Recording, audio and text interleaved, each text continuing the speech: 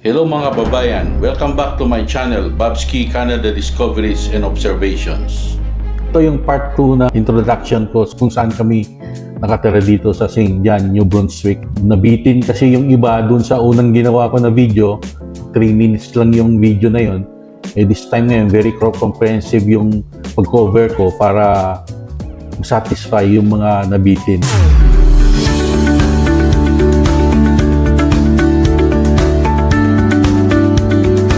Hi everyone, welcome to Canada Discoveries and Observations.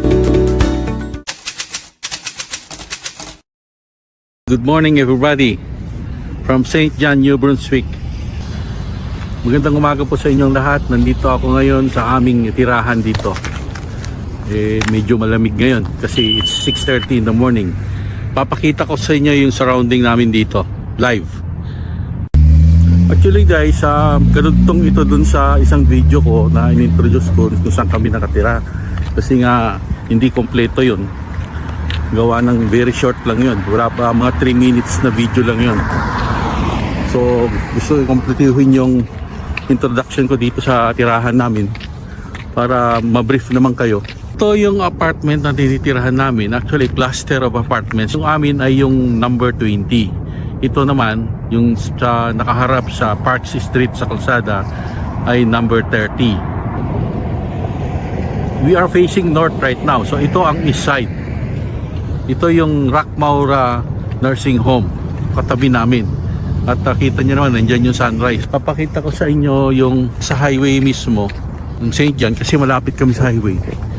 Ito, very prominent, makikita nyo sa highway. Hindi na ako pupunta sa highway, no? Papakita ko sa inyo, ito yung dating Catholic Church na ngayon nabili na ng, sabi nila, nabili na ng Iglesia ni Cristo, INC. Yan yung very prominent na landmark. Sa harap niya yung Chateau, St. John Chateau Hotel. Ayun, yung kulay maroon yung pinakal niya. Itong parking lot na ito, kung nasaan ako, ito yung parking lot ng yung Rockmaura Nursing Home. Kung makita nyo sa taas, doon, yun yung parang pinaka main entrance. Ang malaking facility ito. Home for the aged. Maraming Pinoy dyan na nagtatrabaho. Pero yung anak ko, hindi dyan nagtatrabaho. Doon siya sa Meadow Valley. Medyo malayo dito. Nasa east side ng St. John. So, punta tayo ngayon doon sa cluster nitong mga apartments para ma-brief naman kayo. Kasi ito yung naka-front na apartment, number 30. Itong tinitirhan namin ay number 20. Lilikod dito eh. Although nasa side siya na nakaharap, pero yung main talaga na mga apartments ay napuntahan natin, makita natin sa north side nitong cluster of apartments. Hindi pa sementado yung harap nito kasi nga bagong apartment itong tinitirhan namin. Tignan nyo, may seagull sa yard. Ayan. Marami kasing mga ibon dito nagniliparan. Minsan nga dyan sa taas, may nakita akong usa o deer. Malaking deer siya pero mag-isa lang siya. Ito, kita nyo yung mga ibon. Ito talaga yung main frontage ng mga kumpul ng mga apartments na to. Ito talaga itsura niya. May Pinoy family din dyan eh. Hindi ko lang alam kung anong building saka anong unit.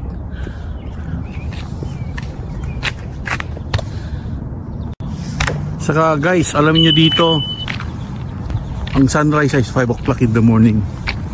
Tapos ang sunset is 10 p.m. 10 ng gabi. Ibig sabihin, doon pala magdidilim.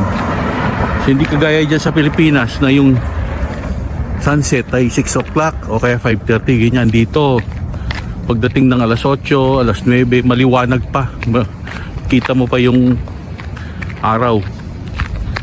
Ito ang neighborhood namin dito. Ito St. John North ito, ha. Ayan, paakyat yung kalsada na yan, matarik.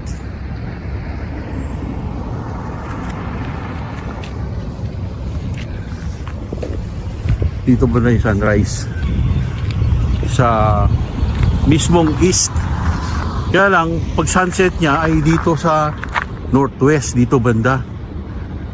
So yung araw, hindi straight na papunta sa taas, kundi medyo pakaliwa siya pag ganun siya, oh. Pag ganun yung araw. Hindi kagaya sa Pilipinas na pag halimbawa alas 12 ng tanghaling tapat ay nasa tuktok natin, nasa gitna yung araw. Pero dito hindi, nasa gilid lang, humigilid lang siya. Ngayon puntahan naman natin yung likod, kung ano meron sa likod. Ang likod dito ay puro parking space, rough road nga lang, saka walang mga garage. Ito yung building namin, saka yun yung likod na access yun. Yan kami sa second floor.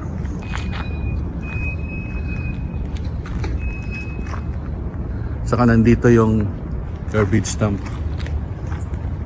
So, dalawang klase yung garbage disposal dito. Pag ganito mga apartment, mga buildings, mga hospital, mga commercial, ang dumping is kinukuha ng fero. So hindi ka na kailangan mag-segregate kasi yung fero ay binabayaran mo para sila yung mag-segregate ng mga garbage. Hindi kagaya ng provided ng government, gaya ng mga residential houses, ikaw mismo mag-segregate, pero walang bayad yun, free.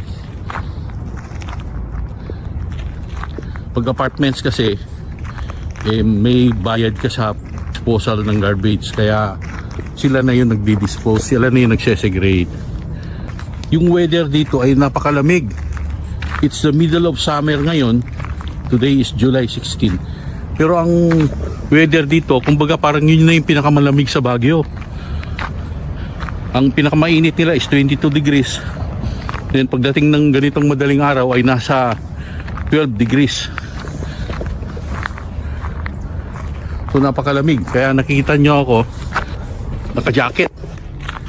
Ito na yung pinakamainit na summer nila. Sa tanghaling tapat ay 22 degrees kung lalabas yung araw. Usually dito makulimlim, laging umambon, laging umuulan. Ngayon punta naman tayo sa loob ng bahay. I-brief ko kayo sa complete na setup sa loob ng bahay. As in any other apartments dito sa Canada, hindi fully furnished yung apartment dito. So meron lang siyang basic na mga appliances kagaya ng ref, microwave, dishwasher. All the rest provided na ng magre-rent, gaya ng kama, sala set, ganyan, mga dining set. Ang meron lang ay refrigerator, microwave oven, stove, saka yung dishwasher. Saka kon pala yung sa laundry, yung washer saka dryer ay provided ng may-ari ng apartment. Ngayon papasok na tayo sa bahay. Ito yung front entrance. Nakita niyo naman dito, doon ka sa likod kanina, yung rear entrance. So double door to. Ito hindi kailangan ng susi. Pero pagpasok mo sa loob na ito, kailangan na ng susi. Ito yung doorbell. So kung mag-doorbell ka, yan. Unit number 4, yun yung amin. Ito naman yung fire alarm panel. Mamaya, idudugtong ko dito kung ano nangyari nung nagkaroon ng fire alarm dito. Ito yung electrical panels. Ito yung papunta sa likod. So ito yung hagdan packet. Dito yung papasok sa unit. So ito yung sa harap namin. Ito yung nasa west side. Ito yung nasa east side. Dito unit number 4. Dito sa dito kami.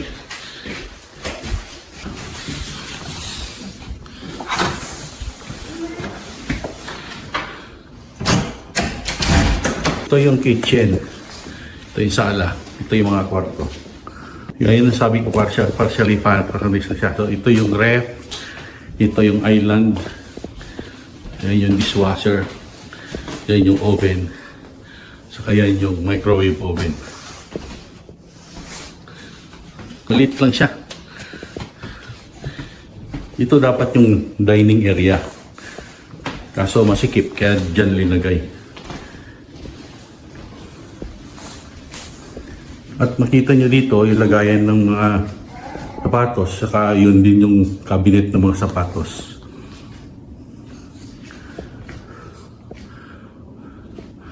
Punta ka sa bintana, yan na makita mo yung parking area, saka yung parking area ng Rak Maura doon. Dito wala ka na makita kasi magubat. Diyan ko nakita yung deer noon dito. Ngayon papakita ko sa inyo yung isang kwarto. Natutulog pa nga si Marco. So ito tsura niya.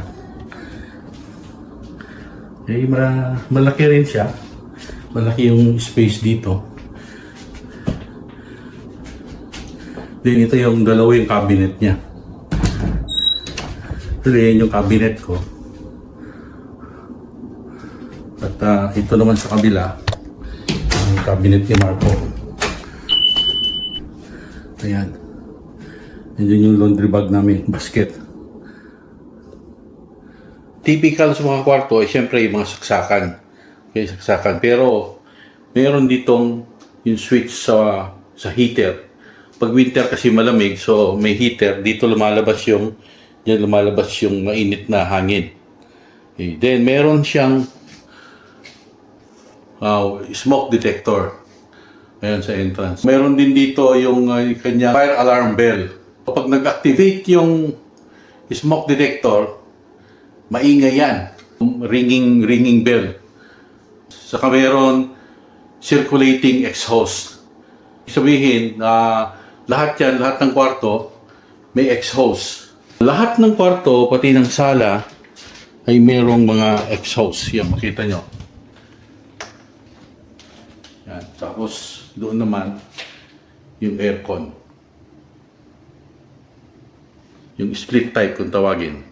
Pare-parehas yung itsura ng kwarto except dun sa master bedroom na meron siyang malaking room sa side kasi nga palalagyan ng mga parang stock room. Pero malaki siya, parang kasing laki rin ng isang kwarto dyan. Yung actually yung likod nung cabinet dun ng mga sapatos ay yung stock room. Pasok naman tayo sa banyo. Ito yung banyo. Sa kaliwa, may closet dito. Lagayan ng mga sabon, ganyan, mga tissue paper, mga towel. At ito naman yung kanyang bathtub. Pinoy pa rin kasi may baldi sa katabo. Dito kasi sa Canada, at in fact pati sa US, hindi uso yung bidet. Tingnan nyo yung bowl niya, walang bidet kasi nga hindi nila, ewan ko kung bakit ayaw nila ng bidet. Kaya meron kaming baldi sa katabo. So ito naman yung kanyang sink. Dito naman sa tabi ay nandito yung laundry area. Merong washer saka may dryer. Tapos dun sa loob, kung makita nyo, nandyan yung heater, water heater. Naisingit ko na rin na 3 days ago, nagkaroon ng fire alarm dito. Akala ko drill or something lang. Pero nalimpungatan kasi ako kasi natutulog ako mga 4 o'clock yun ng hapon. Na biglang nagtumunog lahat ng mga fire alarm bell dito. May pumunta rito, nagsabi na kailangan bumaba. Hindi ko na-record, hindi ko na-video kasi nga nalimpungatan ako. Nabigla ako kasi galing nga sa tulog. Pero pagdating sa baba, pagdating nung fire truck, doon ko naisipan na i-video. And very good yung reaction ng mga fire station dito kasi galing sa St. John East yung fire truck, which is about 5 kilometers from here. Pero they were here nung nag-alarm yung fire bell. Hanggang sa dumating sila, siguro mga nasa 10 minutes yung reaction time nila. That's it guys. Maraming salamat sa panonood. Sana naman ay mag-subscribe kayo at i-like nyo itong video na to. I-click nyo na rin yung notification bell para yung future videos ko about discoveries and observations ko dito sa Canada. Kaya nga, Babski Can Do. Ibig sabihin ng Can Do, Canada Discoveries and Observations. Para naman makatanggap kayo ng aking future mga videos, ano activities dito, ano mga na-observe ko dito, ano na-rediscover ko dito, ay makatanggap kayo. Maraming salamat at see you in my next video.